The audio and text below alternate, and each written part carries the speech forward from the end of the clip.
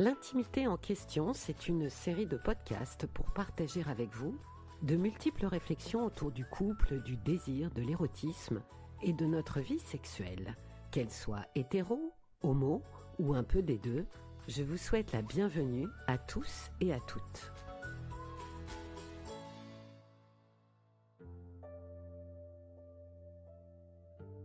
Bonjour, j'ai décidé de consacrer cet épisode de podcast à un extrait de mon livre « Le couple parfait n'existe pas », éloge de l'imperfection amoureuse qui est sorti aux éditions Flammarion au mois de janvier 2022.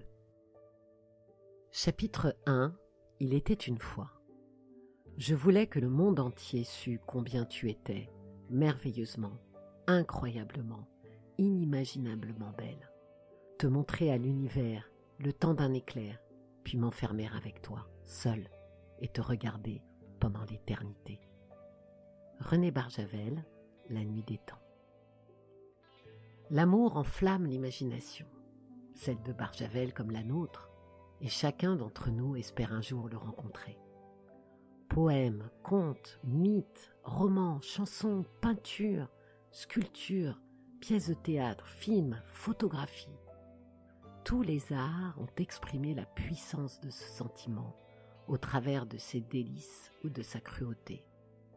Que l'on soit un dieu grec ou un simple mortel, riche ou pauvre, jeune ou vieux, un homme ou une femme, issu d'une société moderne ou traditionnelle, d'un milieu urbain ou rural, que l'on vive seul dans une mégapole ou entouré des siens dans une tribu, chacun d'entre nous espère avoir un jour la possibilité de vivre une histoire d'amour.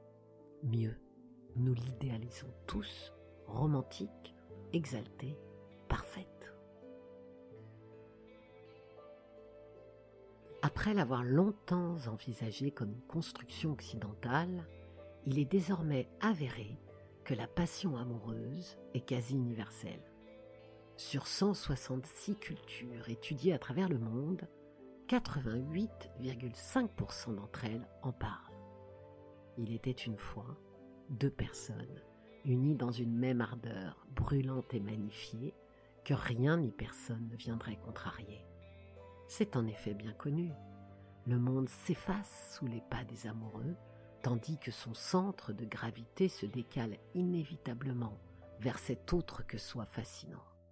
Celui-ci détient le pouvoir de rendre soudainement grandiose l'insignifiance du quotidien.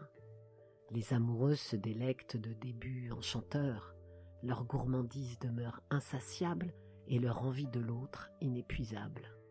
Ils s'abreuvent de mots, de phrases, de confidences, de pensées secrètes partagées. Que l'on soit un homme ou une femme, les amours naissantes sont bavardes et nimbées d'optimisme. Telle est la promesse du miracle amoureux, puisque comme le souligne Francesco Alberoni, l'amour naissant est un processus où l'autre personne, celle que nous avons rencontrée et qui nous a répondu, s'impose à nous comme l'objet total du désir. Ces prémices enivrantes restent gravées dans la mémoire de ceux qui les ont vécues et infusent l'imaginaire de ceux qui les espèrent. Un imaginaire que les contes romantiques n'ont pas manqué d'exploiter en sublimant le prélude amoureux et en polarisant notre attention sur ces braises incandescentes. Dans le monde réel, le vôtre, le mien ou celui de mon cabinet de thérapie, il existe beaucoup d'autres histoires, moins romanesques et plus pragmatiques. Ces histoires-là n'inspirent pas les poètes, et pourtant, elles reflètent notre humanité. Elles racontent nos failles, nos vulnérabilités, nos hésitations, et peinent à cacher nos tourments secrets. L'évidence cède parfois au doute, n'en déplaise aux idéalistes, mais c'est aussi ce qui rend la jeunesse amoureuse terriblement humaine.